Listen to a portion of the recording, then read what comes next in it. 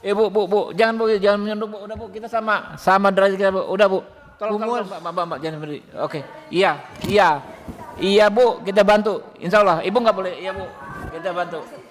Iya, Rania. Dan yang kami hormati Saudari Ike Farida serta hadirin yang kami muliakan.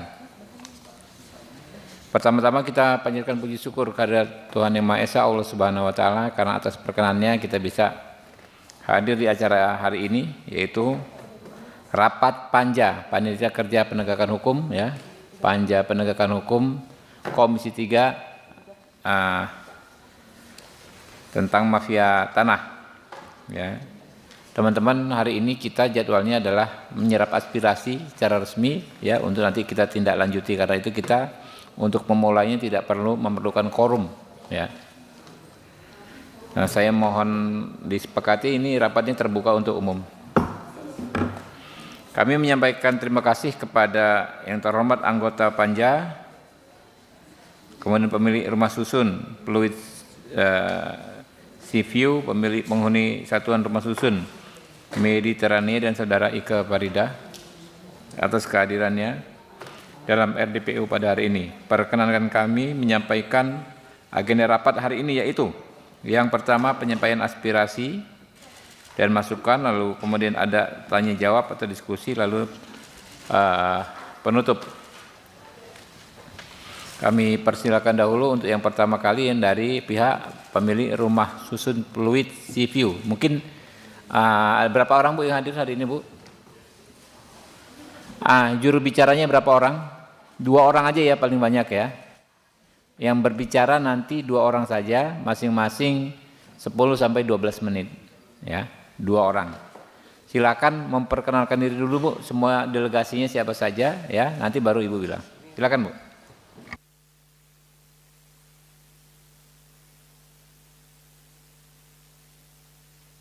Saja ya Pak. Saya duduk saja nggak apa-apa ya. Selamat siang Bapak Ibu Dewan yang terhormat. Terima kasih atas kesempatan saya untuk diundang RTP. Saya mengucap syukur kepada Tuhan Yang Maha Kuasa atas kesempatan ini, dan kepada Bapak-Bapak Dewan saya ucapkan terima kasih atas kesempatan yang diberikan kepada saya. Saya mulai saja untuk presentasi ya Pak. Baik.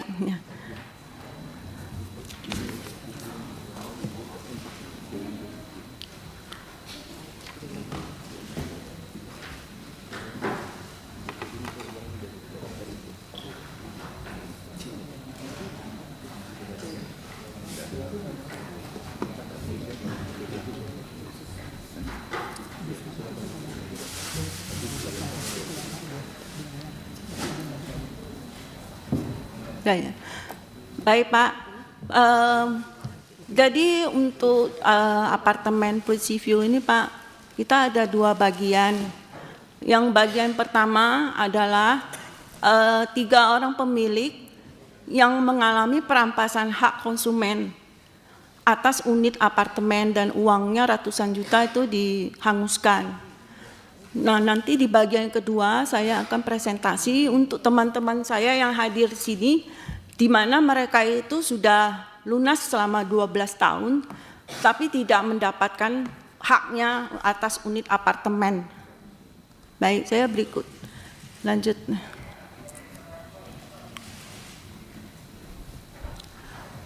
Saya sampaikan kronologi mengenai hak saya yang dihanguskan. Jadi saya gini Pak, saya permulaan membeli unit apartemen itu karena saya butuh tempat tinggal. Saya selama ini belum ada tempat tinggal. Ya ini harusnya menjadi rumah pertama saya gitu. Dan uang saya waktu itu hanya ada 200 juta Pak.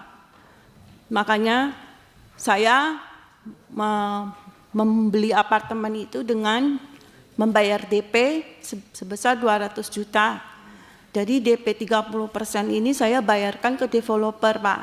Sisanya saya KPA Maybank. Nah pada 7 Agustus itu saya dan pihak Maybank membuat surat perjanjian kredit dan disetujui untuk dikasihkan kredit sebesar 70%. Kemudian pada 31 Juli sebagai bagian dari perjanjian kredit saya, pihak Bina Karya Bangun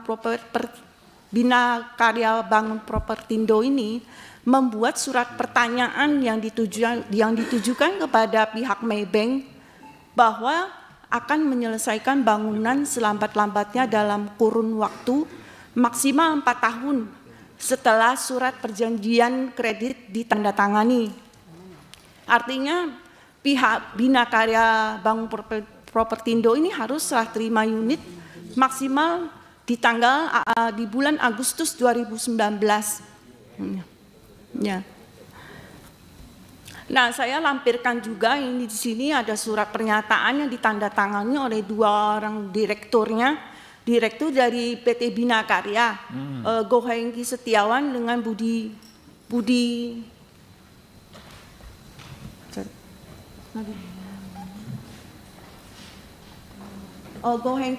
Gohengki Setiawan dengan Budianto Halim. Lanjut. Ya. Nah, disesuai dengan PPJB saya di perjanjian jual belinya.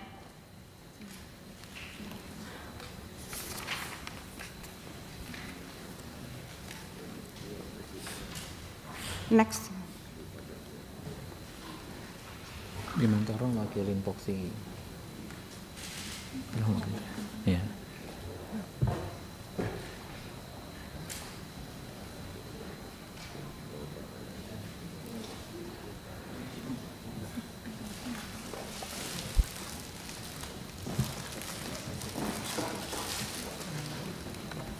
Mohon maaf Pak, ini tidak ada internetnya ya. Internetnya nggak connect.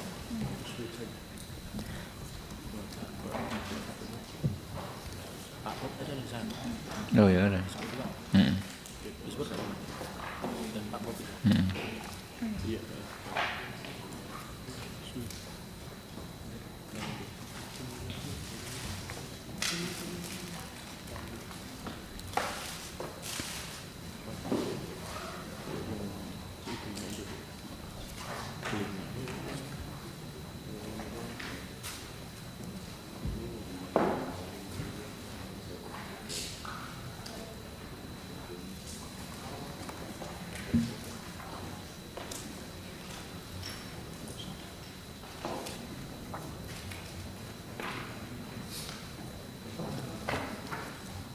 Ya, next ya.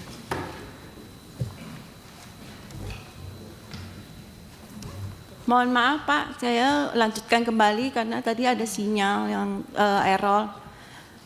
Kemudian saya sampaikan kronologi berikut dan sesuai dengan perjanjian jual beli saya, seharusnya serah terima unit itu di Maret 2016, tetapi mengalami gagal serah terima. Dan sebagai langkah selanjutnya saya melakukan pelaporan ke BPSK untuk mediasi, di mana dengan hasil kesepakatan di BPSK itu Bina Karya menyanggupi akan sebentar, melakukan serah terima. Tanggal tadi seharusnya serah terima tanggal berapa? Unit 2019 tanggal berapa? Di yang mana Pak? Ya harusnya Ibu serah terima unit tanggal berapa? Maret 2016 Pak. 2016. Bukannya 2019 ya? Bukan Pak, itu di PPJB saya Maret 2016. Oke. Perjanjian jual beli. Oke, perjanjian jual belinya. Iya Pak. Tapi serah terimanya harusnya segitu, gitu. Iya Pak, 2016 Pak. Bukan dong. PPJB-nya Maret 2016. Iya. Serah terimanya seharusnya tanggal berapa? Jadwalnya. Tanggalnya Pak, tanggal persisnya mereka nggak sebutkan. Oke. Jadi mereka apa bulan berapa saat itu? Ya, Tetapi Maret. saat itu ketika jadwal serah terima belum ada, unitnya belum siap. Iya, unitnya belum siap Pak. Jadi yang keadaannya bagaimana di situasi di lokasinya saat itu? Terbelangkai Pak. Waktu Terbengkalai. itu, terbengkalai. Belum ada pembangunan sama sekali. Ada pembangunan. Oke. Tapi alasannya Bina Karya itu selalu bilang masih tahap finishing. Oh, Finishing terus sampai sekarang juga alasannya finishing. yang Ibu lihat kasat mata waktu itu seperti apa situasinya di lapangannya, di site-nya? Situasinya nggak memungkinkan untuk serah terima. Nggak memungkinkan. Nggak memungkinkan Pak, karena Ya. instalasi listrik yang terutama itu belum ada. Belum ada. Oke, Belum oke, ada. lanjut terus Ibu ke BPSK. Oke. Ya, Oke, kemudian saya BPSK ke putusannya. BPSK Hah? dan di mediasi Bina Karya menyanggupi saya untuk serah terima Januari 2019. 2019 Iya, Pak. belum serah terima juga. Belum juga Pak. Oke, Ini saya terus? lampirkan juga hasil sidang dari BPSK-nya BPSK, Pak. oke lah kita percaya Oke, next. udah ada ya Iya, putusan Pak. BPSK bahwa dia menyanggupi untuk selesai 2019. Belum Januari. juga 2019. Belum juga Pak. Oke, lalu apa? Dalam langkah saya selanjutnya karena kesepakatannya tidak dipenuhi, maka saya mengajukan gugatan wan prestasi. Pak Rudi sini aja, Pak. Ini jam 3. Saya mengajukan gugatan ke Pengadilan Negeri, Oke. gugatan wan prestasi ke PN Jakarta Utara pada Maret 2019, Pak. Oke. Ya. Hasilnya Di mana PT Bina Karya ini juga dan Maybank itu saya jadikan pihak tergugat. ya. Karena berdasarkan surat yang terdahulu yang di dalam merupakan bagian dari perjanjian kredit, dia menyanggupi saya untuk serah terima di Agustus 2019. Oke. Tapi saya lihat situasi itu gak memungkinkan, makanya dua pihak itu, BBP Bina Karya dan pihak Maybank saya jadikan tergugat. Tergugatnya satu siapa? Maybank Pak, yang Maybank. Terus Tepat. Bina Karya, dua-duanya Ibu gugat. sama Oke. gugat, karena itu adalah Maybank adalah tempat saya untuk mengajukan KPA Oke. kredit. Ya. Terus? Saya mengajukan karena dia tidak melaksanakan pengawasan itu. Ya. Berdasarkan surat pernyataan harusnya Agustus itu saya sudah harus serah terima, Ya. tapi tidak ada Oke. kejelasan dan saya lihat situasi tidak memungkinkan, Pak. Oke, Ya. lanjut. Kemudian di dalam sidang pengadilan kita melalui tahap pertama yaitu tahap mediasi, Pak. Nah, pada sidang mediasi di PN Jakarta Utara ini, Bina Karya mengakui adanya keterlambatan serah terima dan menjanjikan akan serah terima pada Juli 2020. Oke. Jadi dia kembali menjanjikan Janji lagi. Namun saya menolak karena saya perlu tempat tinggal pada saat itu. Pada tahun 2019 itu. Saya masih tinggal di rumah kontrakan hingga saat ini, Pak. Sedangkan dijanjikan serah terima pada Juli 2020 itu lebih dari 1 tahun kemudian. Maka dari itu saya meminta uang kembali. Saya menolak penawaran tersebut. Nah, ini saya lampirkan juga secara tertulis surat mediasinya, kesepakatannya ditawarkan kepada saya yang saya tolak. Karena melihat situasinya, Pak, waktu saya mediasi ini adalah di bulan Mei 2019. Tapi dia menyanggupi untuk serah terima 1 tahun lebih, yaitu di bulan Juli 2020. Makanya saya tolak. Nah, next. Saya lanjutkan, Pak.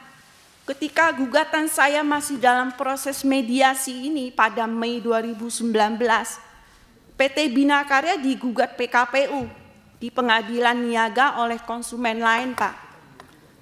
Maka pada saat PKPU masuk, Pengadilan Negeri Jakarta Utara menyatakan bahwa Pengadilan Negeri Jakarta Utara tidak berwenang memeriksa dan memutus perkara saya, sehingga gugatan saya dinyatakan tidak dapat diterima NO. Karena adanya PKPU itu. Dan pihak Bina Karya dan Maybank menuduh saya wan prestasi terhadap mereka dan menyatakan unit saya sudah tidak ada. Dan pihak Maybank menyatakan fasilitas kredit saya sudah ditutup.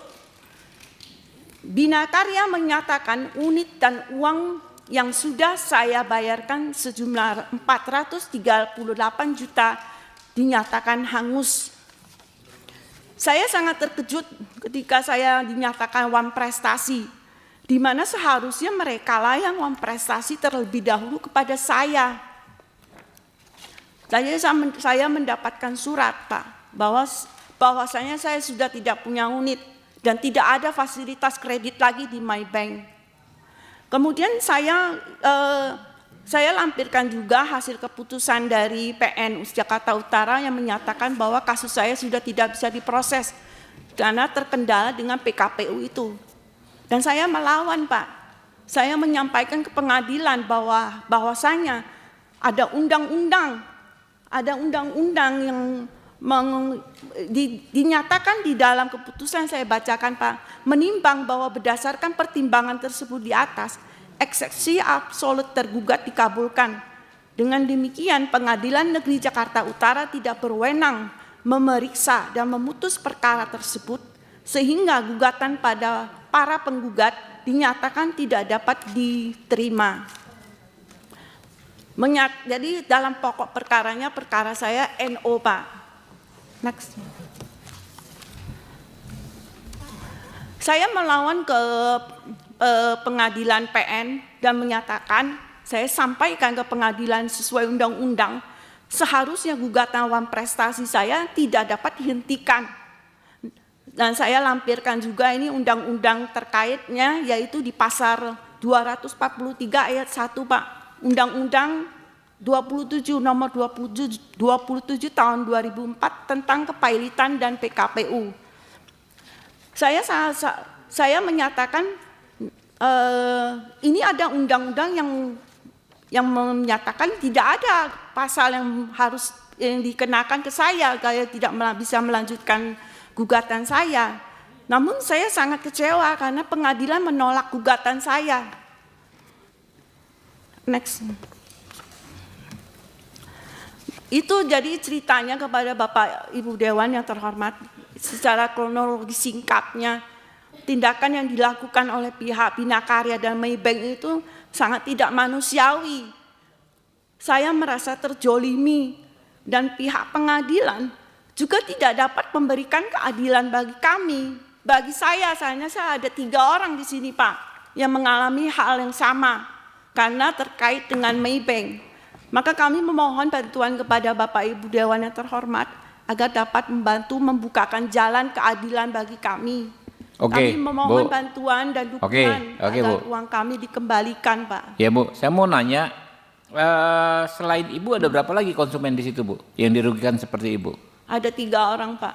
Cuma 3 orang, kan itu kan satu tower mestinya. Yang saya tahu sini yang dihanguskan 3 orang, Pak. Dan ini teman-teman saya yang lain itu adalah orang yang sudah lunas tapi tidak mendapatkan unit. Iya, makanya itu berapa unit yang dijual di situ? Kalau untuk Tower Ibiza itu ada 600 unit, Pak. 600 unit, ya kan? Ya. Sampai saat ini kan towernya belum ada nggak? Towernya ada, Pak. Towernya sudah ada. Sudah bisa dipergunakan? Tidak bisa digunakan. Nggak bisa digunakan sampai saat ini? Iya. Itu ini 2025 nih tahun sekarang nih ya? Iya. Belum bisa digunakan? Belum bisa, Pak. Nggak bisa dihuni? Tidak bisa dihuni, Tidak Pak. bisa? Ya. Berarti kan ada ratusan orang lain yang dirugikan dong? Betul sekali, Bener Pak. nggak? Betul. Ada organisasinya nggak, Bu? Nah, para korban ini? Kita ada cuma satu grup yang berisi korban-korban. Grup apa? Grup WA gitu? Betul, Pak. Berapa orang? Kami tergabung yang kami menghubungi teman-teman itu ada 173, Pak. 173 orang. Iya. Ya kan? Iya, Pak. Ya, sisanya nggak bisa terkonsolidasi? Ya, masing-masing mereka sepertinya sudah pasrah seperti sudah itu. Pasrah. Itu kebanyakan seperti Ibu kan sudah uang keluar ya. Iya. Tetapi nggak mendapatkan haknya. Betul, Pak.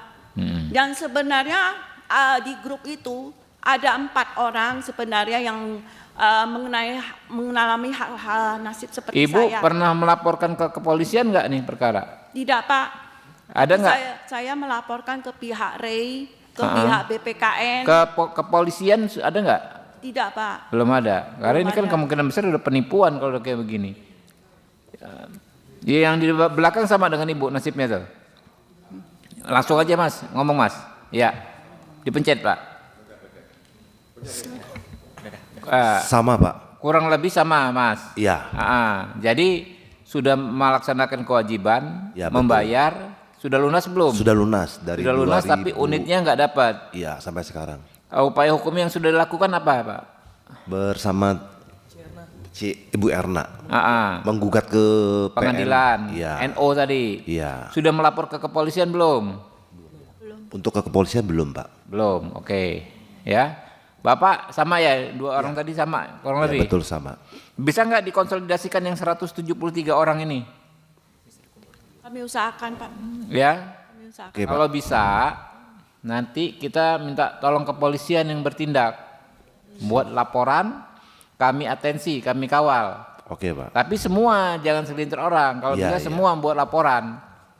Ya, Oke, Pak. ya jadi Ya. nanti semua ya membuat laporan ke kepolisian, kami kawal laporannya, gitu loh. Pak izin bicara Pak. Ya, sama ini. Saya sama juga Pak. Iya. Jadi saya sudah lunas cuma belum mendapatkan unit tersebut. Ya, Cuma kita pernah menuntut Pak, tapi kalah terus. Kemudian yang saya mau berikan input adalah begini Pak.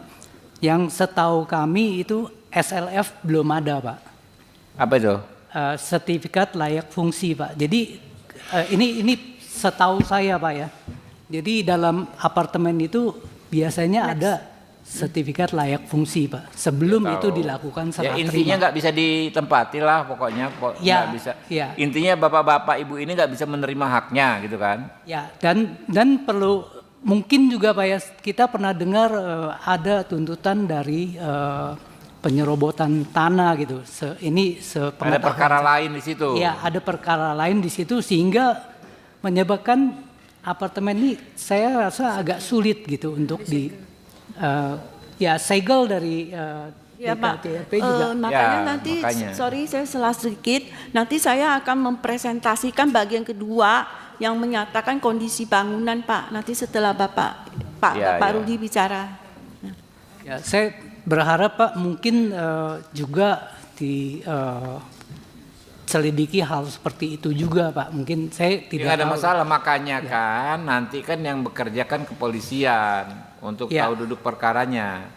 Dan kepolisian melakukan penyelidikan dan penyidikan tahu kenapa mereka nggak bisa memberikan hak bapak ibu-ibu kepada bapak ibu-ibu Ini gitu. nanti berikan dan minta. Dan kalau Bapak tadi mengatakan, Bapak pimpinan mengatakan bahwa mafia tanah, ya memang betul Pak yang kita hadapi seperti ini Pak. Jadi nggak ada kemenangan buat kita rakyat kecil Pak gitu. Ya. Terima kasih Pak. Oke.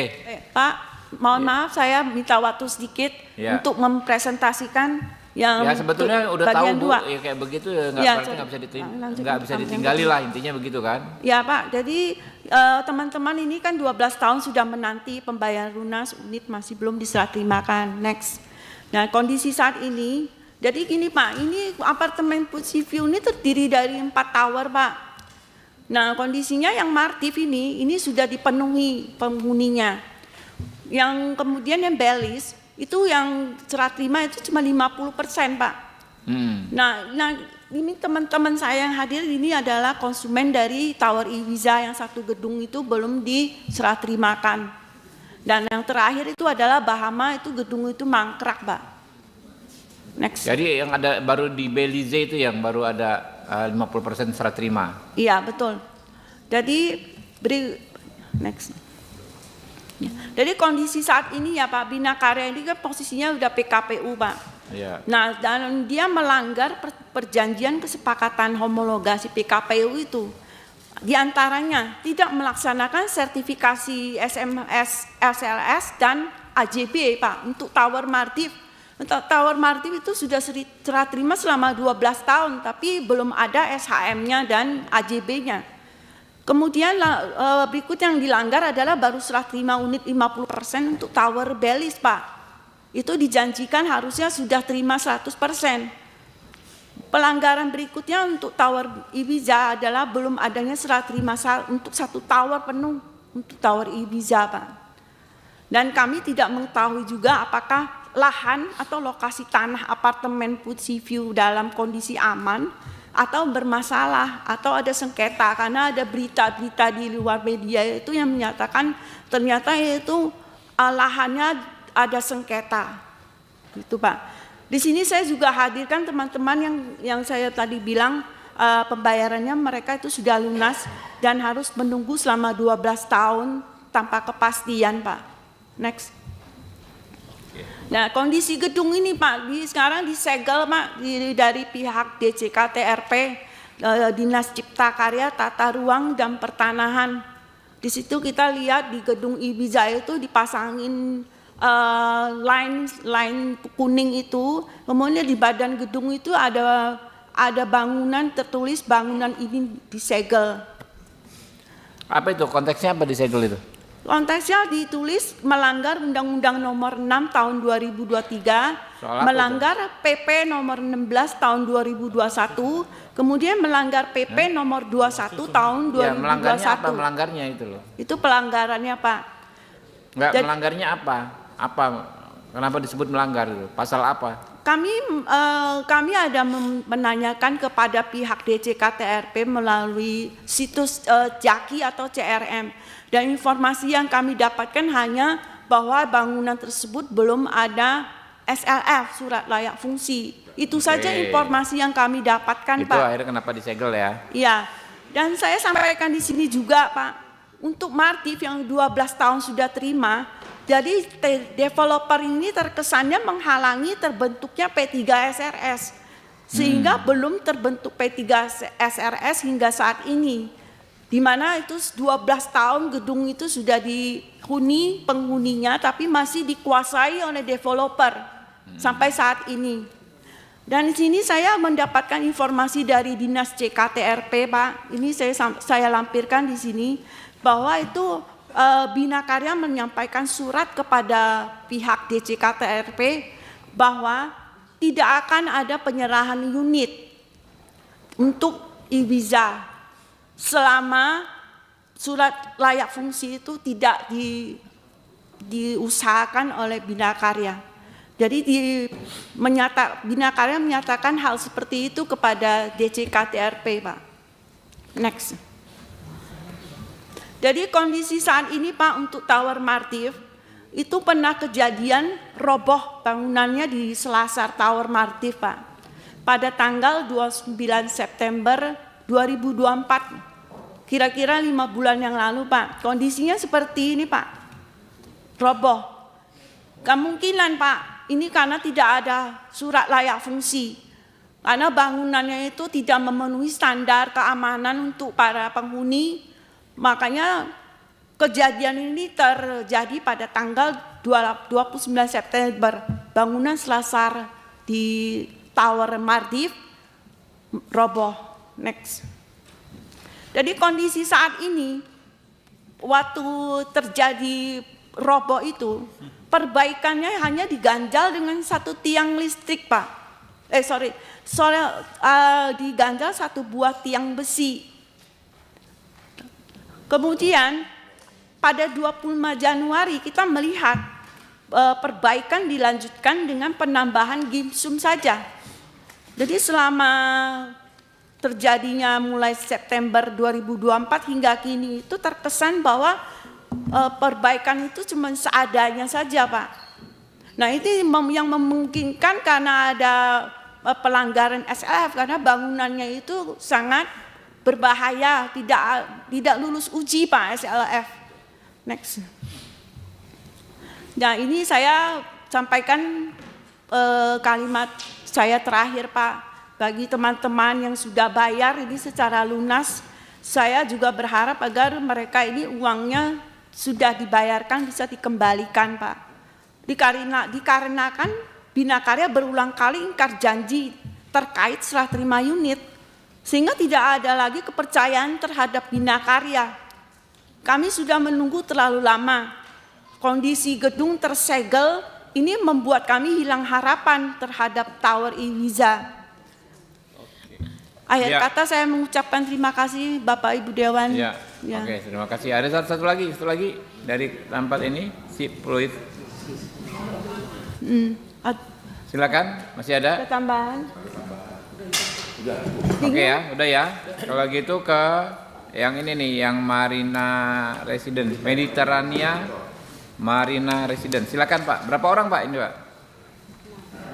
6. Yang bicara 2 aja ya. Oke. Ya, dititipkan ke yang bicara. Yuk. Terima kasih Bapak Pimpinan.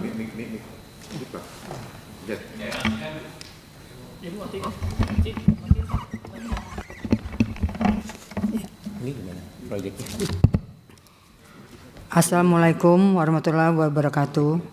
Selamat siang buat kita semua, kepada Bapak Dewan sekalian dan Bapak Pimpinan dan kita semua hadirin yang hadir di sini. Terima kasih diberikan kesempatan buat kami dari Apartemen Mediterania Marina Residence, di mana proses selama ini yaitu kita menunggu, dan baru tadi malam kita mendapatkan informasi bahwa kita disiapkan waktu untuk RDP pada siang hari ini Pak. Terima kasih. Slide-nya Pak tolong. Saya memulai dari histori pengangkatan saya sebagai anggota pengawas, dan ketua saya Pak Yuskam Nur, mantan Polri, Purnawirawan Maijen Yuskam Nur yang sudah almarhum, di mana kami diangkat melalui SK 203 Pak, SK DPRKP tahun 2020. Itu clean and clear. Kami mendapatkan SK tersebut yaitu dengan syarat tidak ada tunggakan, bayar PBB dan hal yang lainnya semua. Jadi itu yang diajukan oleh Panmus daripada MMR ke DPRKP dan dikeluarkanlah SK tersebut. Kami sebagai pengawas khususnya 2 orang, yang diangkat adalah 3 orang, ketua pengawas dan saya anggota. Sekretaris agak berlainan tugasnya. Nah, jadi saya dan Pak Yuskam itu menjalankan tugas dan fungsinya sesuai aturan Pergub dan ADART MMR. Di mana kami banyak menemukan kesalahan-kesalahan yang dilakukan oleh Edi Bangsawan sebagai sekretaris. Di dalam proses awal kami bekerja, suatu awal COVID itu baik-baik saja, fine-fine saja, tapi namun tiba-tiba Bapak Ketua Bonar Simangunsong itu dilengserkan oleh Sekretaris Edi Bangsawan tanpa diajak rapat kami sebagai pengawas. Sehingga keluarlah SK 491 yang dikeluarkan oleh DPRKP tahun 2021.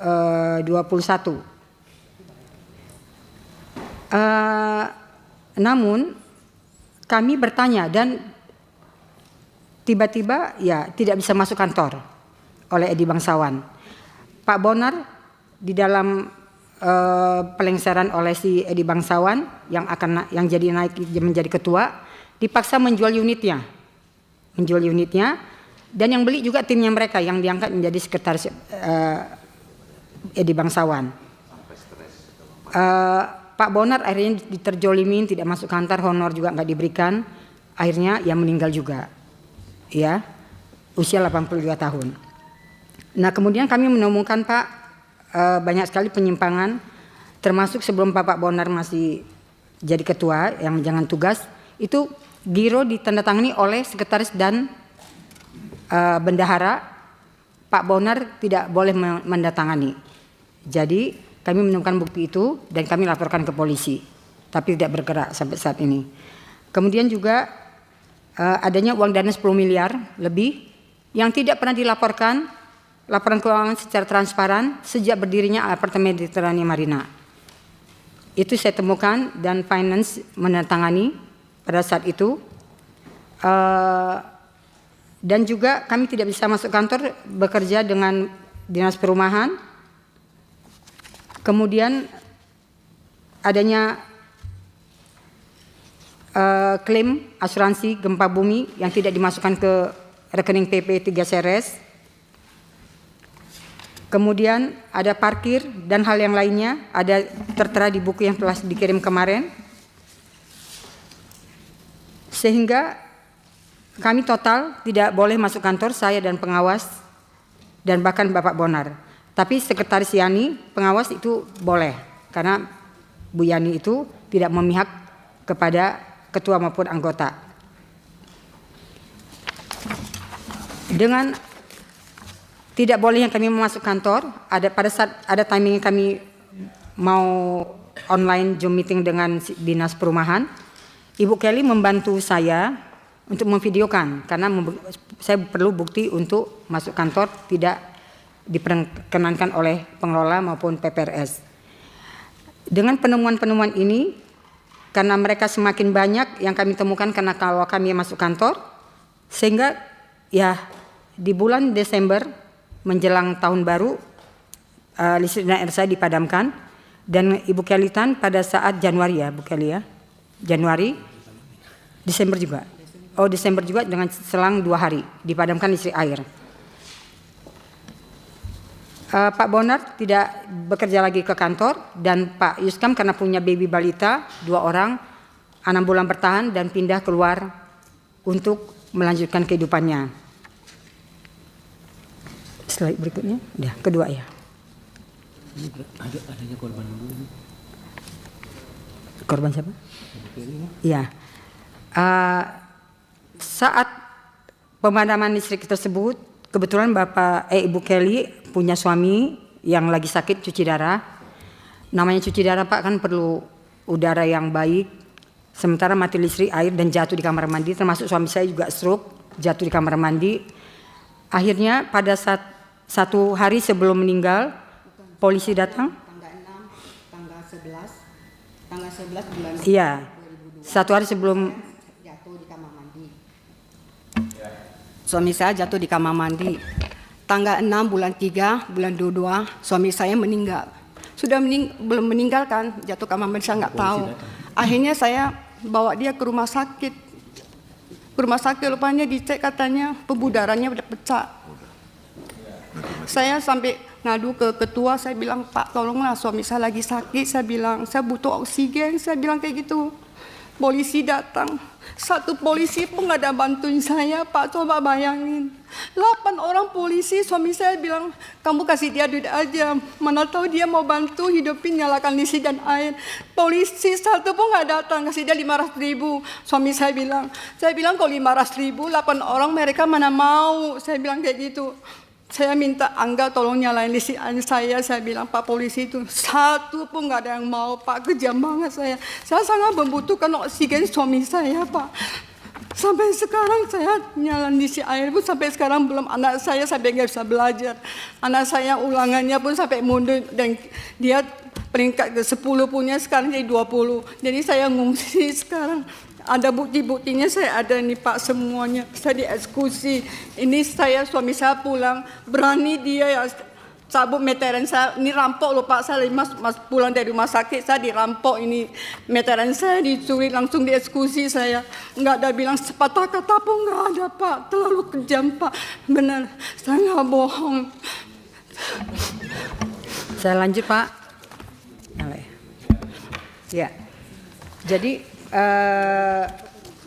begitulah tragisnya saudara EB yang melengsarkan Pak Bonar, kemudian juga Ibu Kelly dan saya dipadamkan listrik air, sehingga EB memerintah kepala staf pengelola PPRS untuk tidak memberikan data apapun. Jadi ketua pengawas dan saya menyurati ketua P3SRS agar memberikan data aset segala macam untuk aset apartemen Marina. Namun seorang Edi Bangsol memerintahkan jangan memberikan apapun kepada siapapun. Nah sejak itu di bulan Oktober 2021 kami tidak bisa lagi bekerja memasuki kantor. Tapi kami selalu bersurat-surat kepada DPRKP yang tidak pernah diindahkan, kepada DPRD, kepada Ombudsman, kepada lapor kepolisian. Ada total berapa Pak? Ada 15 LP kita, ya. Termasuk pemadaman listrik ya, pemadaman listrik juga kita laporkan meter air dicuri dari tempat meter air di samping unit apartemen kita. Nah itu semua bergerak tidak bisa lanjut tapi bergerak di tempat saja. Untuk itu pelaku dan pengelola Memer merekayasa bahwa pengawas P3SRS Memer mempunyai hutang IPL. Nah itulah alasan mereka Pak memadamkan listrik air kami. Padahal kami duduk menjadi ketua maupun anggota pengawas clean and clear tidak punya hutang, itu ada tersurat ke DPRKP.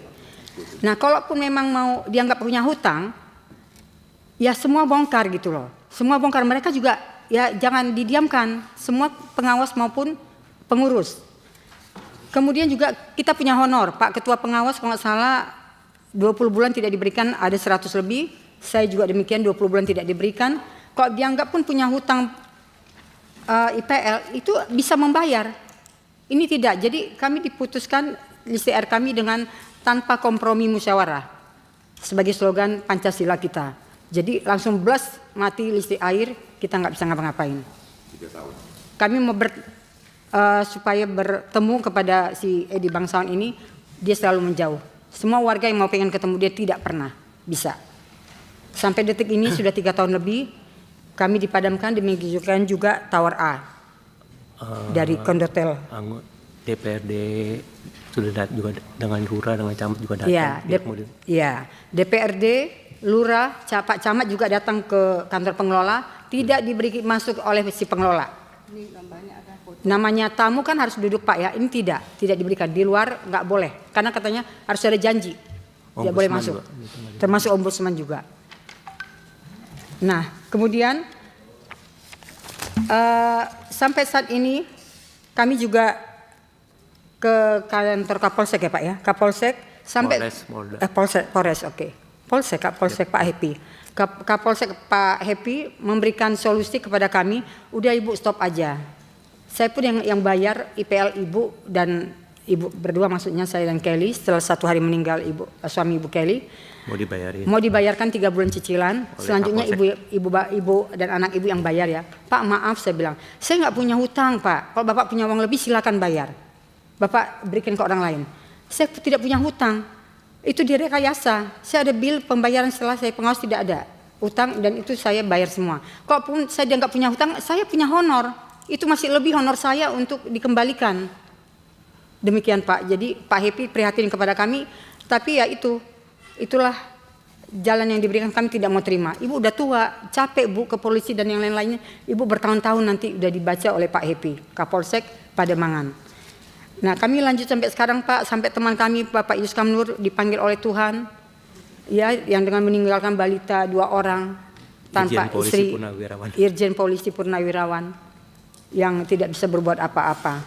Ibu Mulyati, Ibu Kelly, kalau saya nanti di kantor pengelola itu melakukan sesuatu, saya yang dilaporkan ke polisi. Dia bilang nggak bisa. Apa yang kita lakukan ya, kita lapor-lapor aja, bersurat aja, kita rajin semua, kita berajin ke DPRKP segala macam. Dan Pak Yuskam Nur sebagai ketua pengawas tidak pernah dipanggil oleh DPRKP secara khusus melalui surat kami yang kami kirim berkali-kali. Jadi kelihatan sepihak Pak DPRKP, di mana ya pihak Edi Bangsawan ya dengan rajinnya bisa dipanggil atau komunikasi mereka, kami tidak. Polsek kayaknya nggak datang 3 kali. Iya. Nah jadi itulah yang kami alami, bahwa percuma dinas ada DPRKP yang tujuannya adalah menjalankan tugas dan fungsinya sebagai pengawas dan pembina di P3RS semua apartemen di DKI ini, tapi kok rasa-rasanya nggak ada artinya ada dinas perumahan ini di Jakarta ini gitu.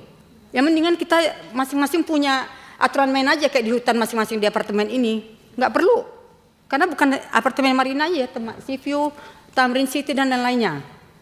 Bahkan sampai saat ini kami mau membentuk RT aja dilarang, ada surat kepada lurah, jangan bentuk RT, buat aja 26 April 2026. Dan sekarang akhirnya kami bersurat, lagi berjalan Pak panitia musyawarahnya. Nah selanjutnya yang tadi akhirnya saya Pak Yuskam selesai periode SK 203 maupun 491, terbentuklah Panmus, boleh Pak slide Pak, yang Panmus kita ini, terbentuklah Panmus untuk pemilihan periode selanjutnya. Yang maksudnya itu. Ya digunakanlah KTP yang seharusnya harusnya KTP Marina tapi tidak KTP Marina, ya dipalsukan Pak. Kemudian prasyarat pergub adalah harus tinggal di Marina, ternyata tidak tinggal Marina. Kita sudah cek rumahnya di BSD, kita sudah rekam melalui Pak RT yang di sana. Oh Bapak Odang Ketua Panmus memang sudah tinggal sini lebih 5 tahun. Itu ada rekamannya. Udah dilaporkan polisi, tidak juga bergerak. Nah, kemudian kami yang sebagai tinggal di Marina yang punya KTP, tinggal bertahun-tahun sejak berdiri, tidak dikeluarkan surat keterangan domisili oleh si Uli sebagai manajer pengelola dan ketua dan Pak Lurah Rusmin Ancol, sehingga kami laporkan polisi Pak. Itu lagi jalan di Polda ya, di Polda. Namun ya didiamkan aja, tapi itu hot pasal karena sudah benar bahwa ada kesalahan ya, penyelewengan ya, pemalsuan data.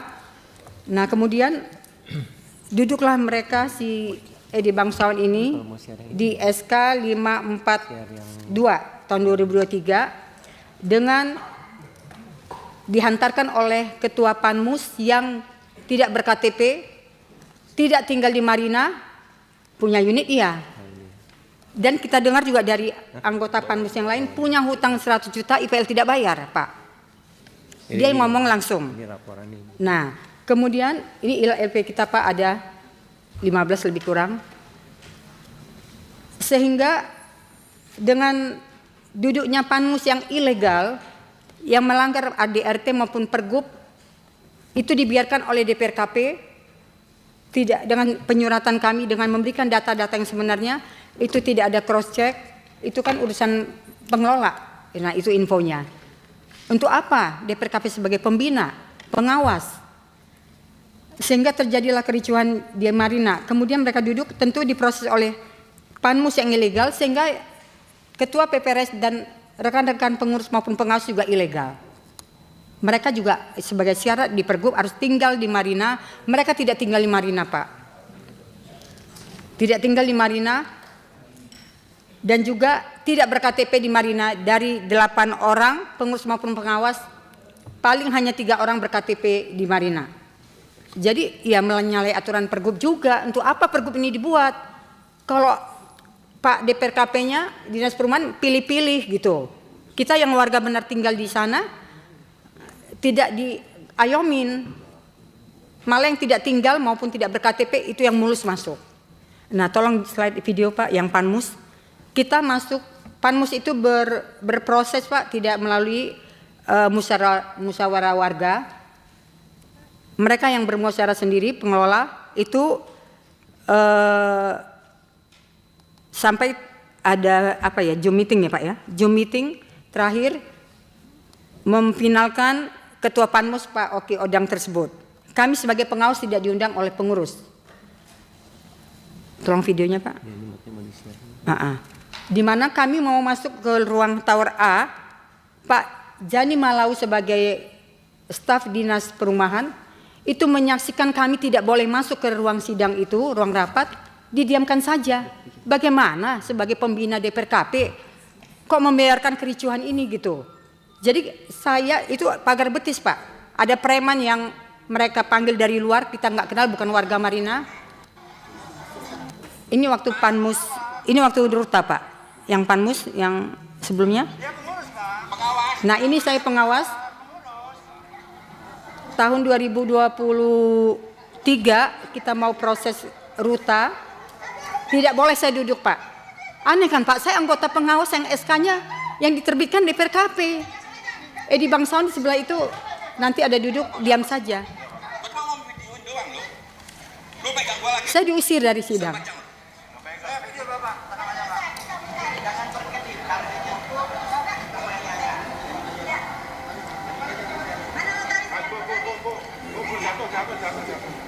Bapak saya perkarain kalau begitu ya. Iya, Bapak kamu jawab.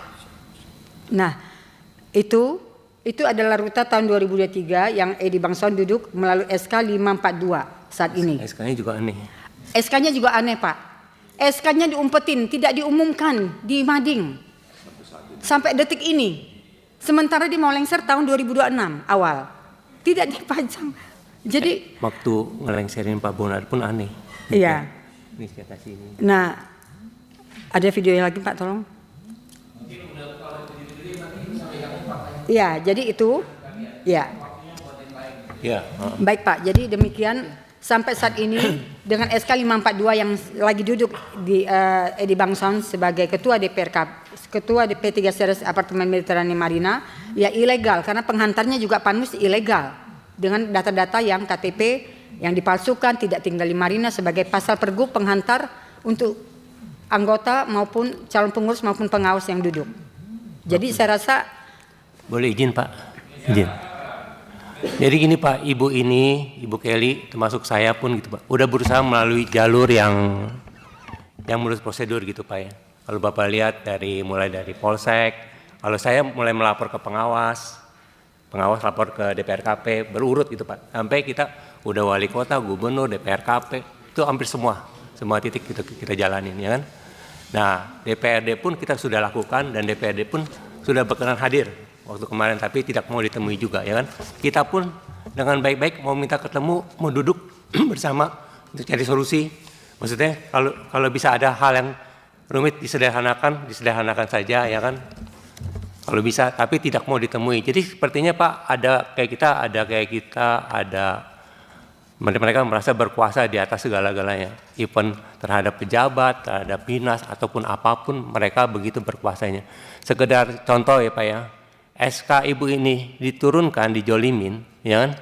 Itu DPRKP itu pada mediasi pertama Ibu ini dilarang masuk ke kantornya. Ibu ini video, ya kan? Langsung dijolimi, ya kan? Dan DPRKP mengajukan lagi untuk minggu depannya untuk meeting Zoom yang kedua, ya kan? Sebelum meeting Zoom kedua itu terlaksana, DPRKP langsung mengeluarkan SK P3SR yang baru, Pak. Itu kan aneh banget. Meeting belum dilakukan dengan pihak-pihak yang bermasalah, ya, surat keputusan yang baru P3SRS dikeluarkan oleh DPRKP. Jadi sepertinya kok nggak ada aturan, nggak ada hukum gitu Pak. Kalau saya pribadi Pak yang Tower A, saya investasi seperti Kondotel gitu ya, itu 10 tahun, ya. Jadi selama 10 tahun itu saya tidak mengalami merasa untung atau ini, ya. Jadi sesuai perjanjian 10 tahun berakhir, saya berhak memutuskan perjanjian. Mau dijadikan lagi unit sebagai apartemen biasa atau terus sebagai kondotel. Nah, dalam perjanjian itu udah ada kepastian hukum Pak bahwa ini bisa tidak dilanjutkan. Tapi mereka memaksa dengan power. Iya Pak, intinya kan sama Pak dengan yang Ibu sampaikan. Kalau Karena, mengulang Pak, kasihan yang lain nggak kebagian waktu Pak. Ya betul. Silakan. Ya, tanggapan dulu nih dari Pak. Ya, selamat siang Pak, Ibu. Saya Francisca, saya juga warga apartemen Mediterania Marina Residence. Saya akan sedikit menambahkan apa yang disampaikan oleh Ibu Mulyati berdasarkan peraturan gubernur nomor 70 tahun 2021 bahwa sesungguhnya di dalam rapat itu ada 2 jenis rapat, yaitu rapat umum tahunan, yang kedua adalah rapat umum luar biasa. Pergub ini tidak pernah dijalankan. Yang dimaksud Ibu Mulyati adalah dasar hukumnya adalah dalam pasal 14 bahwa rapat umum tahunan itu harusnya diadakan 1 tahun sekali, dan pada kenyataannya kami tidak pernah diundang untuk melakukan rapat umum secara tahunan. Padahal rapat umum tahunan itu isinya itu adalah pengurus harus memberi laporan pertanggungjawaban mengenai keuangan selama tahun buku yang lalu, juga memberi laporan keuangan tahun buku yang diaudit oleh akuntan publik. Nah, hal ini tidak pernah dilaksanakan oleh pihak pengurus P3SRS, jadi tidak menjalankan pergub yang ada. Oke, saya akan lanjut untuk kasus Ibu Kelly. Saya akan merangkum apa yang dialami Ibu Kelly, saya akan membantu. Bu, izin Ya. Mbak, kesimpulannya aja Bu, karena masih ada ini, nanti kami tanggapi, karena ini masukan aja, apa keinginan Ibu ya.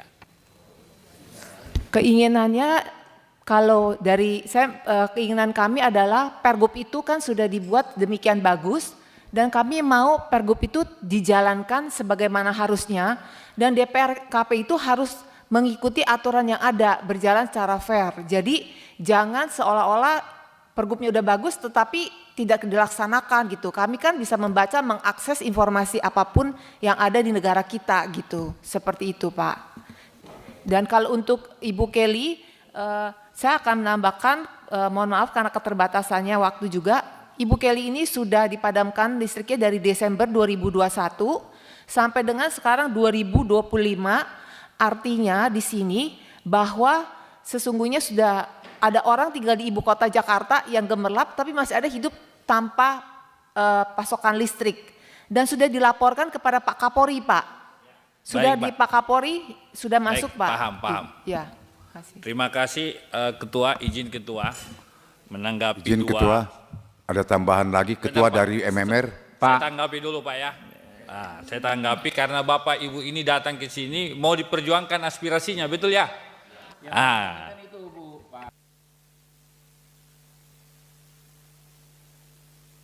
Iya, karena itu kan kami mau ngomong juga boleh nggak gitu, menanggapi membantu Bapak Ibu. Kalau enggak kita mau membantu bagaimana kami mau membantu Bu? Ya. Baik, terima kasih Ketua. Mohon izin Ketua karena saya pas jam 2 ada rapat lagi Ketua di fraksi. Yang pertama soal pemilik rumah susun fluid Seaview ya. Saya menangkap ini memang penyakit di rata-rata perusahaan rumah susun atau apartemen. Dalam proses membangun dia sudah jual. Pada saat dia membangun tidak lanjut karena dipakai PKPU kan misalkan, digugat PKPU pilot, tidak apa utangnya apa dan segala macam. Akhirnya mangkrak. Ini fenomena. Nah, saya menyarankan Ketua dari 2 aspirasi ini, yang pertama ini saya melihat memang perlu dilapor polisi, Pak. Betul kata Pak Ketua Komisi kami, ini sudah ada tindak pidananya sebenarnya. Kami bermitra dengan polisi, ketika dilapor polisi kami bisa mengawal di situ, Bu. Ya, kalau saya lihat membaca ini apalagi sudah pada lunas ini, ada yang sudah lunas kan tapi tidak menanggapi, uang Bapak hangus kira-kira begitu. Tentu harus diminta pertanggungjawabannya terhadap pengelola apartemen ini. Yang kedua, kalau saya melihat ini Ketua pimpinan sengketa pengurus lah, ya kan? Diangkat jadi pengurus, malah pengurusnya bukan orang yang tinggal di apartemen begitu. Nah, ini sudah tidak sesuai dengan pergub dan sebagainya. Nah, sekalipun ini menjadi domain pemerintah daerah provinsi DKI Jakarta, tetapi apabila ada kerugian, saya menyarankan supaya tidak menggunakan hak keperdataan, Pak.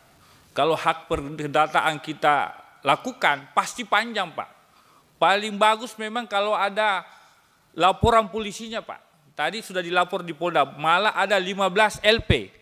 Pertanyaannya 15 LP ini ditindaklanjuti atau tidak? Kan tidak kan? Nah, ini yang menurut saya perlu kita kawal. Tapi Bu, Bapak Ibu diterima hari ini di Komisi 3 itu karena kami sangat aspiratif, Pak. Mau mendengar masukan, keluhan, aspirasi, kerugian karena Bapak Ibu adalah korban, begitu ya? Korban. Korban oleh siapa?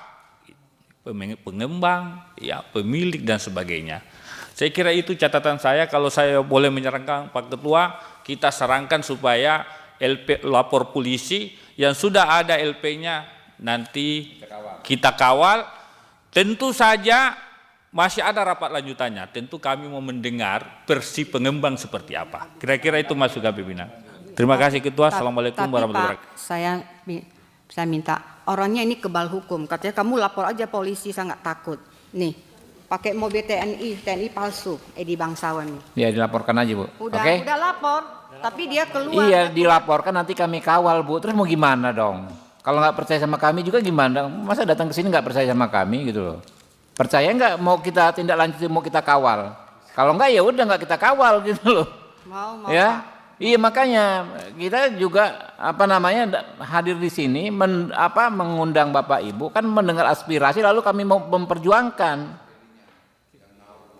Ya, oke. Lanjut masih ada lagi nih Bu. Izin Ketua. Belum Pak, nanti Izin Pak. Ketua. Nanti dulu Pak. Oke, terima kasih. Kasihan Ibu Ike Farida ini Pak, gitu loh. Dia juga ingin mengadu sini. Silakan. Iya. Boleh sini. Assalamualaikum warahmatullahi wabarakatuh. Perkenalkan, nama saya Alehi Rokoni. Saya ingin mengucapkan terima kasih banyak atas kesempatannya hari ini. Saya hari ini datang ke sini selaku putri dari Ike Farida. Hari ini saya ditemani oleh ayah saya, suami dari Ike Farida, dan juga Mbak Putri yang merupakan saksi dari benar-benar kriminalisasi terhadap mama saya. Saya juga hari ini ditemani oleh Mbak Ica dan Mbak Nabilah juga yang turut membantu jalannya pemaparan saya hari ini. Saya akan mulai dengan memaparkan kasusnya dulu dan kronologinya, dan mungkin akan dilanjutkan oleh ayah saya dan Mbak Putri. Insya Allah akan kurang dari 15 menit. Terima kasih banyak. Saya mulai. Mama saya Ike Farida merupakan seorang ibu, pengacara, dosen, dan akademisi termuka di Indonesia.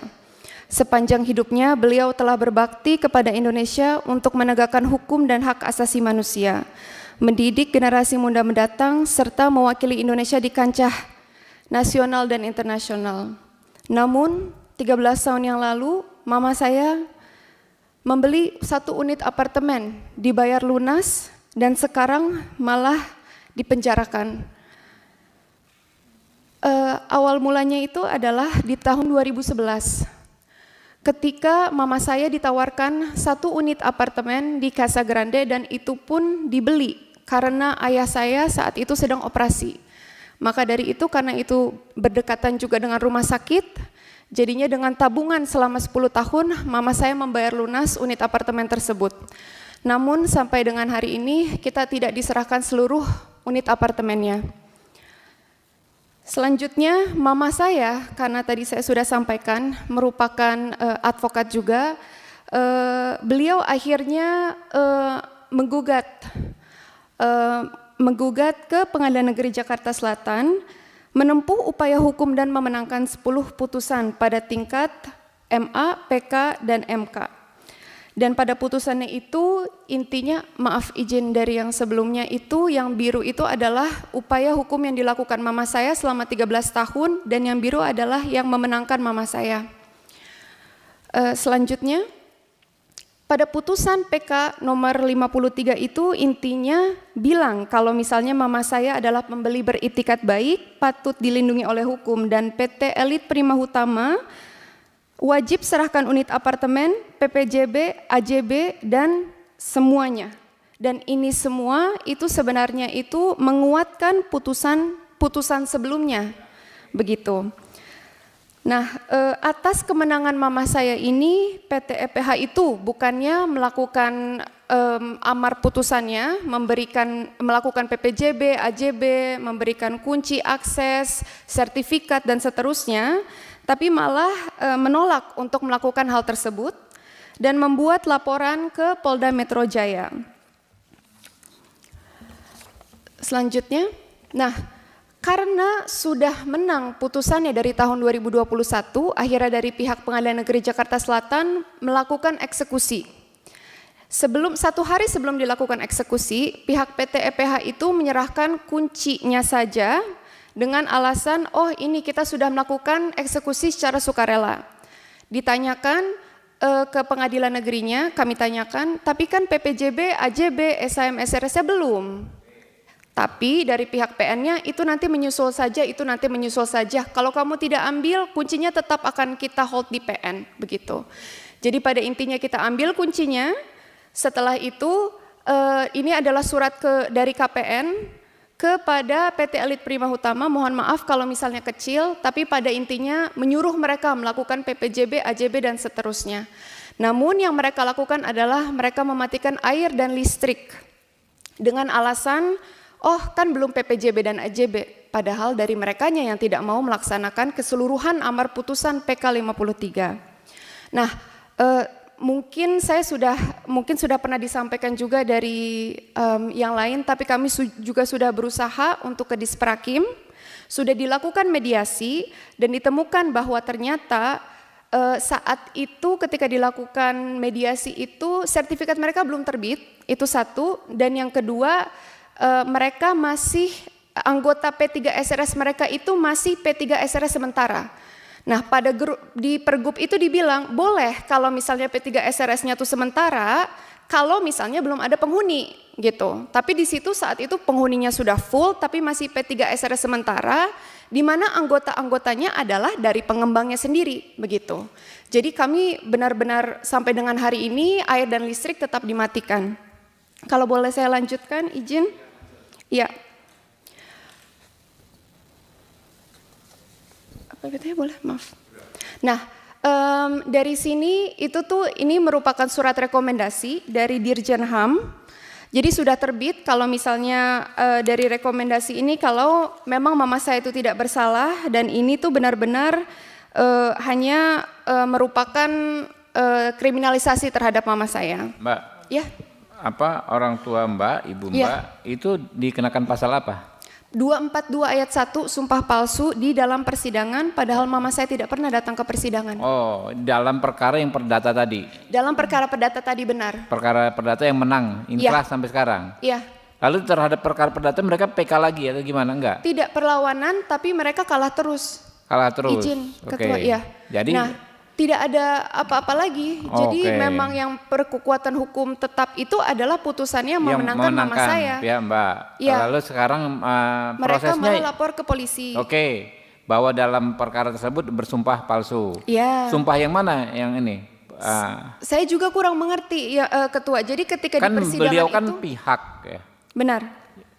Orang tua Anda kan pihak kan, bukan ahli, bukan saksi kan ya? Benar. Pihak. Benar. Nah itu dianggap palsu, padahal sudah dibenarkan oleh pengadilan perdata bahwa. Benar. Maka dari itulah memang terdapat surat rekomendasi dari Komnas HAM, dari Dirjen HAM dan dari Komnas Perempuan kalau misalnya ini murni adalah pelanggaran hak asasi manusia. Dan kami juga sudah memberikan surat ini dan membacakan surat ini di persidangan. Proses hukum pidananya sudah sampai mana sekarang? Sekarang itu kita sedang mengajukan kasasi. Jadi sekarang sepertinya berkasnya sedang diperiksa di Mahkamah Agung. Terakhir putusannya apa? Putusannya itu menyatakan mama saya bersalah melakukan sumpah palsu di dalam persidangan dan junto pasal 55 yaitu penyertaan. Jadi bersama-sama dengan orang tapi mama saya sendiri. Hukumannya berapa tahun? Hukumannya 6 bulan. 6 bulan? Iya. Sudah menjalani berapa lama? Sudah 6 bulan, sudah mau 6 bulan. Sudah keluar belum? Belum. Kalau boleh saya izin lanjut? Ya, lanjut. Terima kasih banyak.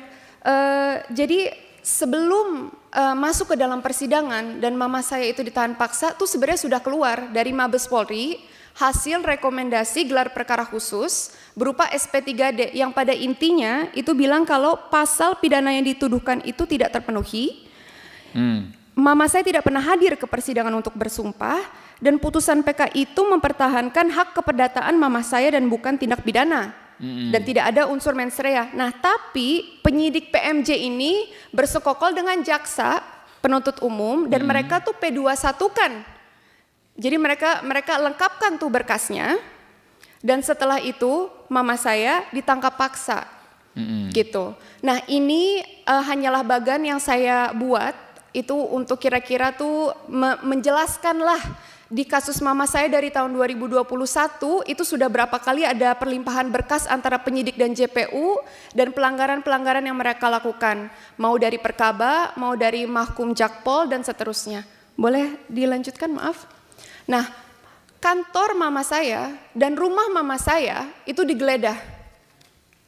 Jadi mereka datang ke kantor dan ke rumah mama saya bilang untuk mencari mama saya, padahal kita sudah bilang tidak ada surat panggilan, tapi mereka tetap datang dan mereka tetap ingin menggeledah dan mencari mama saya. Dan ini juga sudah saya laporkan ke Propam, sampai sekarang tidak ada tindak lanjutnya. Tolong lanjut. Laporan Propamnya ada ya? Ada. Nanti diinin. Baik. Nah, ketika ini adalah terjadi kepada saya sendiri sebagai putrinya. Saya ketika malam hari di dekat kosan saya sedang makan. Terus tiba-tiba saya disamperin oleh 3 polisi yang salah satunya adalah Kanit Polda Metro Jaya. Siapa namanya? Namanya Yandri Mono dan sekarang ketika video ini tuh sempat viral dia dipindahkan ke Krimsus gitu. Nah tapi pada intinya saya hanya bawa HP saya saja, itu bukan alamat saya dan mereka nyamperin saya dan ternyata ketika saya tanya, mereka ternyata nongkrongin saya di depan kosannya saya sampai security kosan saya diancam. Nah ini saya hanya ingin memberitahu seberapa. Enggak, itu datang maksudnya apa? Saya nggak tahu, saya disuruh minta tanda tangan berkas dan saya tanya, Bapak surat tugasnya mana? Ini jam 11 malam dan Bapak kenapa hampiri saya? Dia tidak bisa kasih lihat apa-apa, jadinya sama warga diusir. Jadi ibu diminta tanda tangan. Saya Tapi diminta ibu tanda tangan. Anda tanda tangan. Saya nggak tanda tangan karena itu di luar jam kerja. Iya. Dan saya nggak tahu. Dia bawa berkasnya ditunjukin itu Anda diminta tanda tangan atau gimana? Itu maaf kalau yang hijau-hijau itu yang lagi dipegang itu oleh bapak yang pakai baju warna putih. Itu kan ada berkas hijau yang lagi dipegang. Hanya memegang berkas seperti itu saja. Dan saya disamperin di warung dan akhirnya karena tidak bisa menunjukkan surat tugas. Ya, dicari nih orangnya. Ya, polisi. Nah, ini sebenarnya sudah disidang, Pak, tapi ditemukan tidak bersalah, katanya tidak melanggar kode etik. Nah, saya lanjut. Mana? Maaf? Tidak melanggar kode etik kata siapa? Kata propamnya. Oke, kita cek lagi propam. Baik, terima kasih banyak. Selanjutnya. Ini apa lagi? Ini mama saya. Mama saya baru selesai berobat dan datang ke Jakarta. Di Bandara Soekarno-Hatta di kedatangan. Tiba-tiba ada 80 orang polisi dari Polda Metro Jaya menangkap paksa mama saya sampai mama saya lebam-lebam. Di sini seharusnya ada video juga, saya sebenarnya ada video juga tapi menurut saya mungkin tidak perlu untuk ditampilkan juga, mungkin bisa saya berikan. Tapi di video itu terlihat juga bibir mama saya itu biru dan berdarah. Sampai dengan hari ini mama saya ditahan karena alasannya mau melarikan diri. Padahal mama saya baru saja sampai ke Jakarta. Tanpa alasan yang jelas kita sudah berkali-kali memohon penangguhan atau mau memberikan jaminan tapi tidak boleh dilepaskan mama saya. Dan sampai dengan hari ini tidak boleh juga dilakukan visum. Selanjutnya. Persidangan dimulai. Persidangan mama saya dimulai. Mama saya sakit. Itu pun tetap terus-menerus dibawa paksa dari rutan ke persidangan, didorong padahal tidak sadar. Hanya untuk menjalankan persidangan agar cepat-cepat selesai. Bahasanya mungkin seperti itu. Salah satu pelanggarannya adalah itu, tapi pelanggaran lainnya itu adalah sidang itu berjalan tanpa surat panggilan. Surat dakwaan dibacakan dalam keadaan mama saya itu sakit. Sidang berlangsung setiap hari dari pagi sampai malam, sampai mama saya itu pingsan dan akhirnya dibawa ke emergency. Itu pun tetap hari selanjutnya harus tetap sidang. Dan JPU-nya sendiri dia tidak memberikan seluruh berkas dan hakim tidak pernah memerintahkan JPU untuk memberikan seluruh berkasnya kepada kami. Itulah persidangan yang telah dijalankan oleh mama saya. Setelah itu pada putusannya dibilang kalau misalnya mama saya itu bersalah. Bersalah padahal unsurnya itu tuh tidak terbukti, pasal yang dituduhkan itu tidak terbukti. Dari 14 orang saksi tidak ada satu saksi pun yang melihat tindak pidana, tapi tetap dibilang kalau mama saya itu bersalah. Mama saya ajukan banding, putusan bandingnya itu sebelum putusan banding advokat kami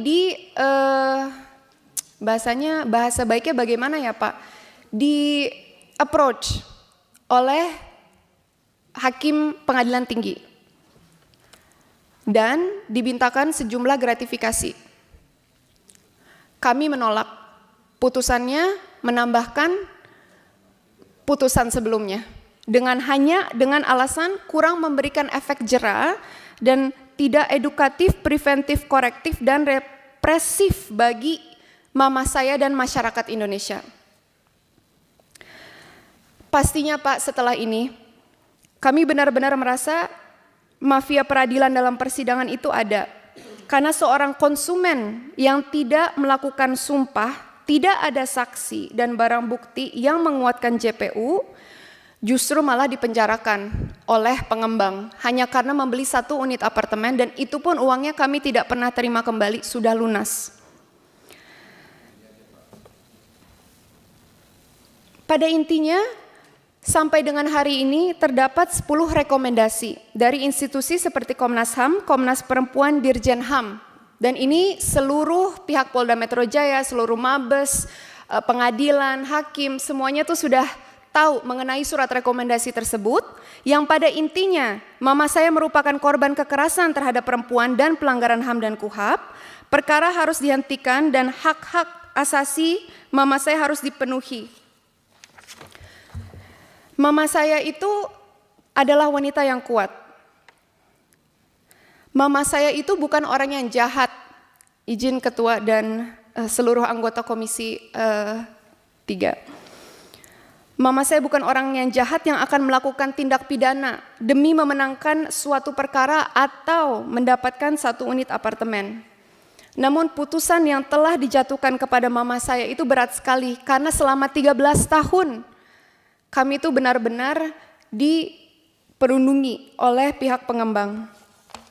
Saya harap, saya mohon sekali kepada Ketua Komisi 3 DPR RI dan seluruh anggota Komisi 3, saya mohon untuk membantu kami, para masyarakat yang sedang mencari keadilan, apalagi bagi masyarakat yang diputus bersalah dengan tidak ada tindak pidana, tidak ada saksi pada tindak pidana tersebut, dan tidak ada alat bukti yang sah.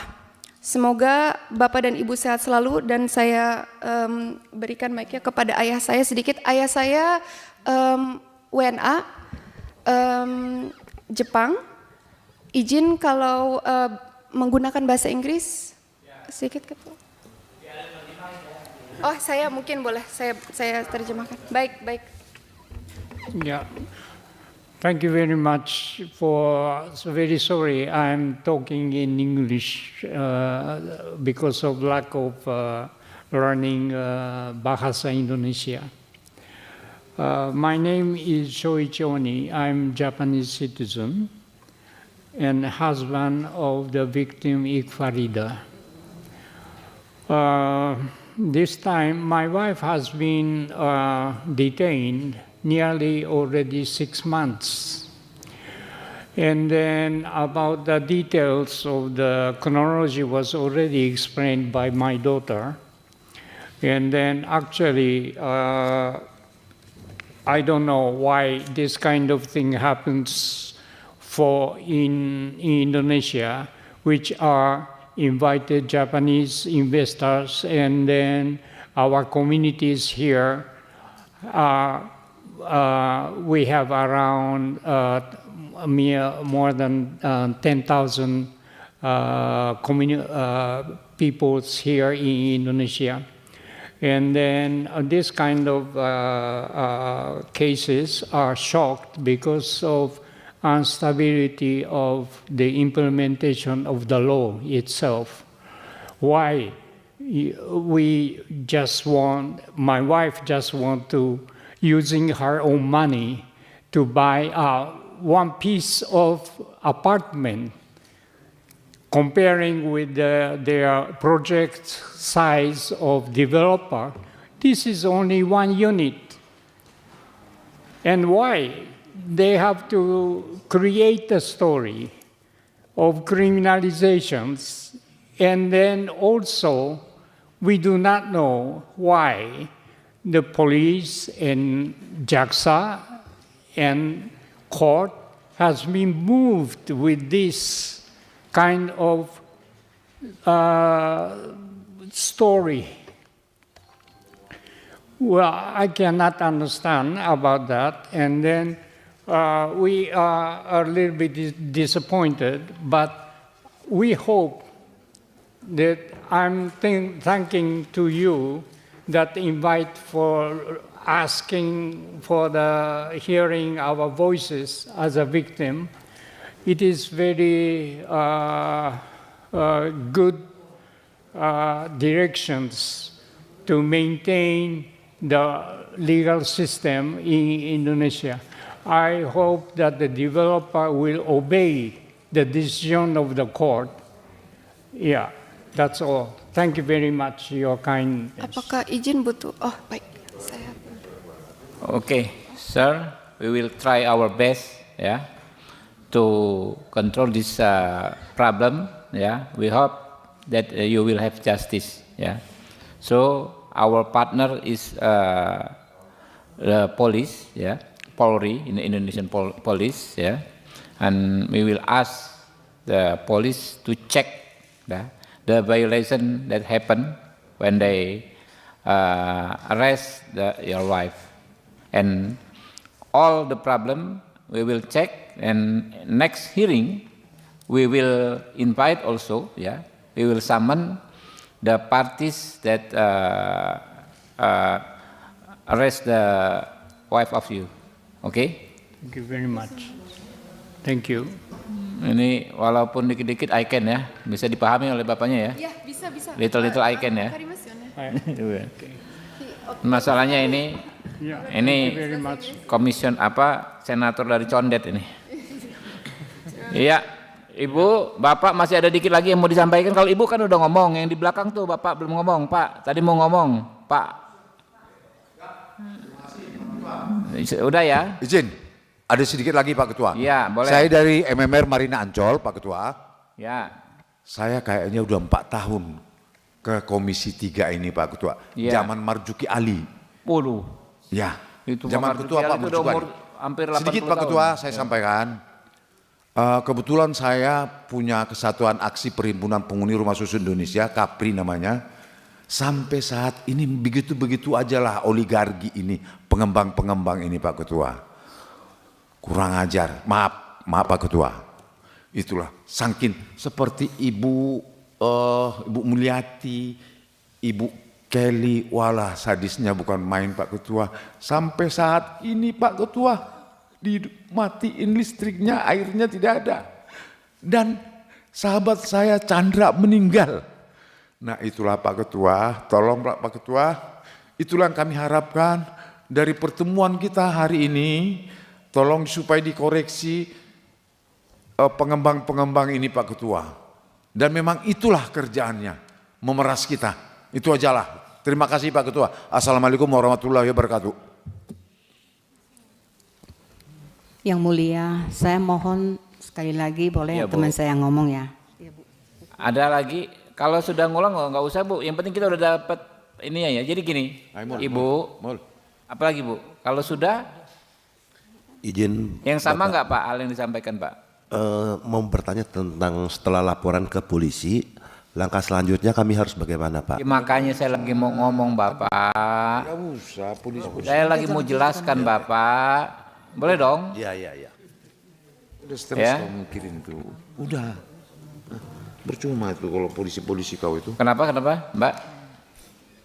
Pak Ketua izin, tadi mungkin dari ayah saya kan sudah sedikit lagi, Ya. mungkin bolehkah diizinkan Mbak Putri untuk melengkapi sedikit lagi? Hal yang sama? Bagian berbeda. Oh, ya, silakan. Pak Ketua, terima kasih. Ya, terima kasih Pak Ketua waktunya. Mungkin ada beberapa tambahan Pak Ketua. Jadi untuk kasus ini memang sedemikian rupa dibuat agar terjadinya kriminalisasi. Nah, mungkin sejak awal ini Pak Ketua di tahun 2014 dari pengembang ini sudah dijadikan tersangka. Nah, tapi kasus ini ditutup. Dan kami pra-peradilan pun tidak dapat membuka kasus ini, padahal sampai sekarang kita tidak bisa menggunakan unit apartemen. Terus kemudian pada tahun 2021 kita laporkan juga ke kepolisian dan kasusnya tetap ditutup. Seperti itu. Nah selain itu ternyata ada lagi satu kasus di mana Dr. Farida itu dilaporkan ke kepolisian dan saat ini sudah di tahap penyidikan. Padahal sejak tahun 2014 kasus ini tuh didinginkan gitu. Jadi kasus ini ditutup tidak, terus kemudian dilanjutkan juga tidak. Apa sih kasus ini terkait Dr. Farida membuat surat pembaca ke sebuah surat kabar.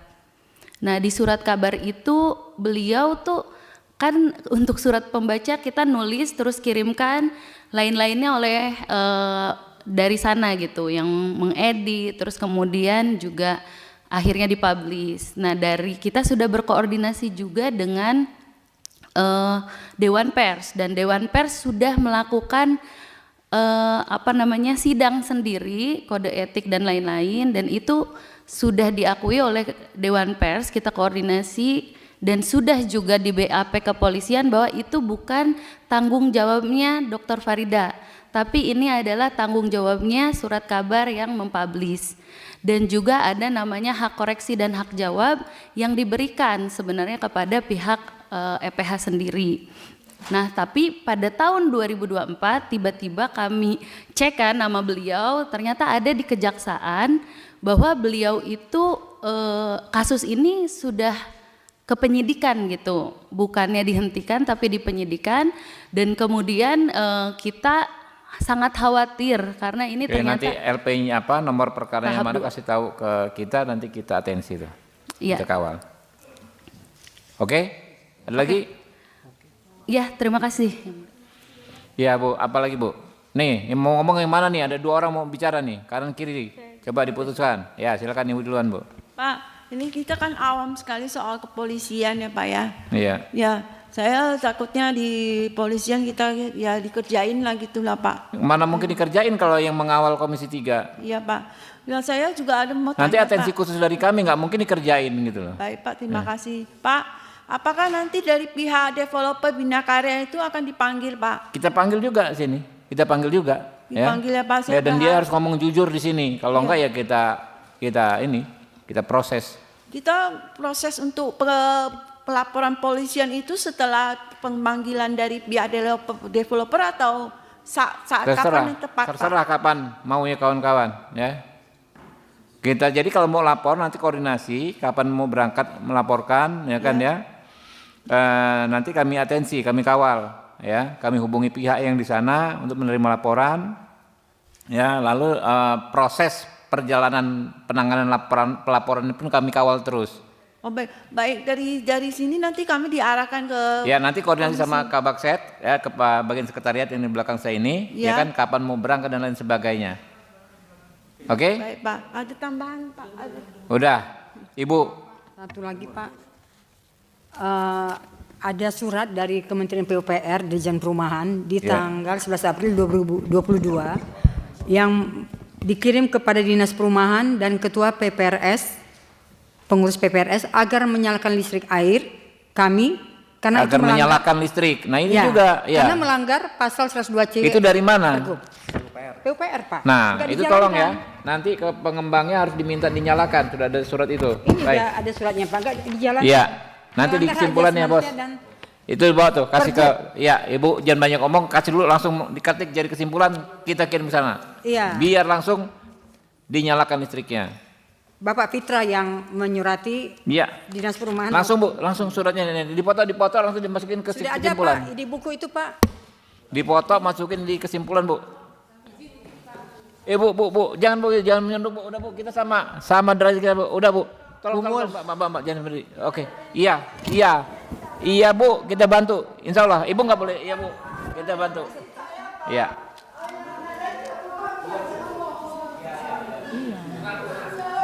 Kita bantu. Iya, kita bantu. Bapak, uang saya yang hangus tolong Pak, saya udah 6 tahun kontrak Pak, tolong Pak. Iya. Saya nggak bisa Makanya terus itu kan selesai sudah ada kontrak, suratnya, Pak. Bu. Langsung jadikan kesimpulan agar listriknya Pak, dinyalakan. tolong. Iya. Tolong petugas kesehatan, kasihan Ibu itu dibantu. Petugas kesehatan. Pak, saya juga tolong Pak, saya sampai mau gila Pak. Iya, Karena uang saya iya, Bu. hangus Pak. Iya Bu. Saya salah apa Makanya gitu, Pak? lapor polisi, nanti polisinya kita kawal pelaporan di polisinya. Ya Bu ya. Kalau lapor polisi nanti kita kawal supaya kerugian Ibu nanti bisa dipulihkan. Saya di pengadilan aja saya minta keadilan, hal ini yang saya dapatkan Pak. Betul Bu. Makanya tadi nanti dengan bapak-bapak yang di belakang itu kan kita lapor polisi, kita kawal. Ini memang benar-benar keterlaluan ini, ketidakadilannya benar-benar. Kami dorong-dorong air Pak di apartemen. Iya. Ya Pak, kayak Ibu Farida ini air listrik yang dipakai Pak sebagai alat. Iya. Kita juga air Kasihan listrik, sekali Pak. ya. Iya, aneh Pak.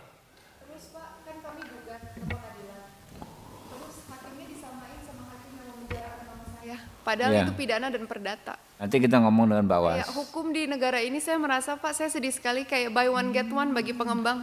Iya betul. Sedih sekali saya. Betul, nanti kita panggil Bu, kita adili pengembangnya di sini Bu. Baik, Tenang Pak, aja. terima kasih banyak. Ya begitulah Pak Ketua, ini pengembang-pengembang yang kurang beres ini. Oke Pak, satu-satu. Oke ya. Terima kasih banyak Bapak. Kesimpulannya, draft kesimpulan. Yang itu harus nyalain tuh. Kalau enggak kita panggil ke sini. Pengembangnya siapa sih itu? PT apa tadi?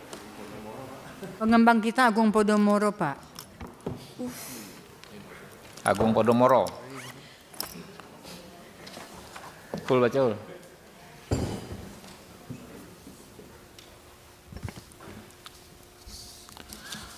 Kesimpulan panja pertama, panja pengawasan terhadap penegak hukum terkait mafia tanah Komisi 3 DPR RI akan meminta Polri untuk membantu dan menindaklanjuti penyelesaian permasalahan pada rumah susun fluid CPU sesuai dengan tugas dan fungsinya, dan akan memanggil PT Bina Karya Bangun Propertindo dan seluruh pihak terkait untuk menyelesaikan permasalahan sesuai dengan ketentuan perundang-undangan.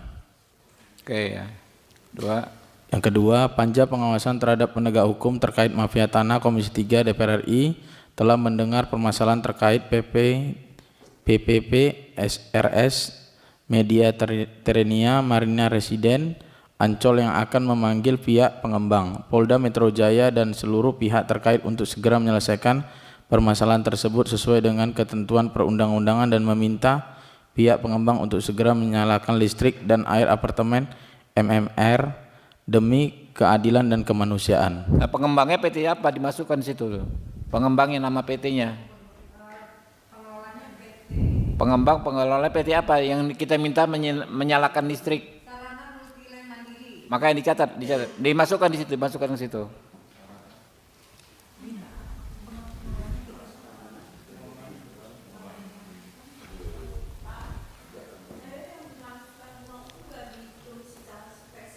Ya nanti dulu Bu, kita panggil dulu Bu, kita panggil semua, maka Ibu buat laporan polisi, dari situ baru bisa ya.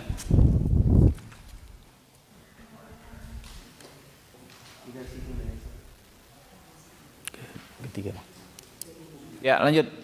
Ketiga, panja pengawas terhadap penegak hukum terkait mafia tanah Komisi 3 DPR RI meminta Badan Pengawas Mahkamah Agung, Komisi Yudisial, Kejaksaan dan Propam Polda Metro Jaya untuk melakukan evaluasi dan penanganan terhadap dugaan pelanggaran hukum dan kode etik terkait penanganan perkara Saudari Ike Farida dalam perkara nomor 611 PIDB 2024 PN JKT Sel dan seluruh perkara terkait sesuai ketentuan perundang-undangan. Pimpinan Komisi 3 Ketua Dr. Habibur Rahman. Ya jadi ini Bu, ya kesimpulan sementara dulu. Baik. Ya sambil terus kita koordinasi ya, kita kawal. Nah yang A nih, yang pertama Ibu lapor polisi kapan nanti di ini.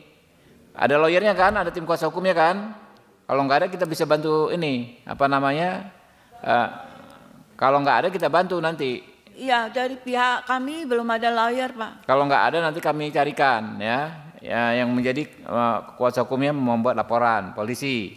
Lalu kita kontrol kalau yang ini, yang apa Marina, ya kan sudah ada laporan polisinya. Ya, tinggal kita kontrol dan yang paling urgent itu kan soal air. Kita minta dinyalakan ke PT itu. Kalau enggak kita panggil dia, ya kita panggil.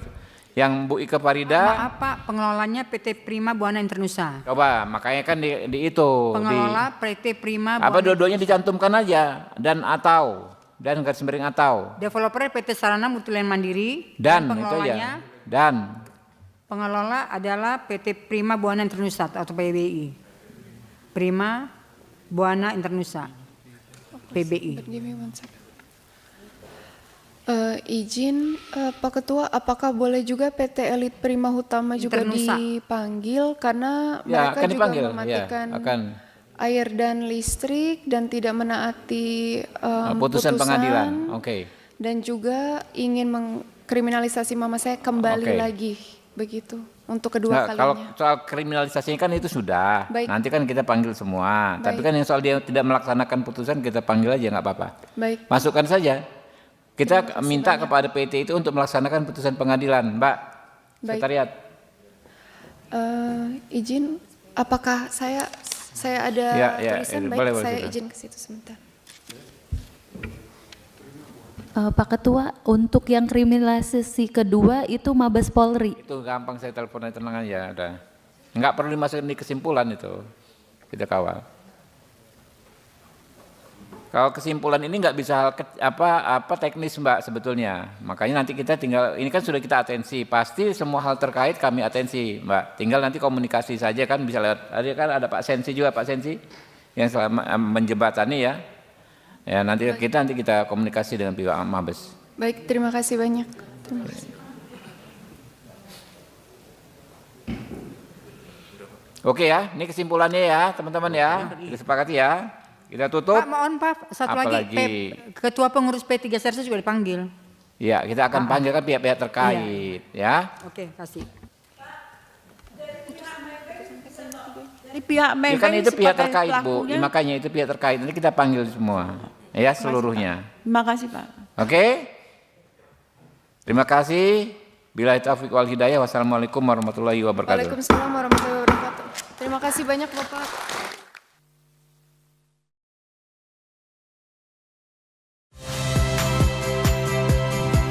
Saya Cynthia Rompas. Saksikan program-program Kompas TV melalui siaran digital, pay TV, dan media streaming lainnya. Kompas TV, independen, terpercaya.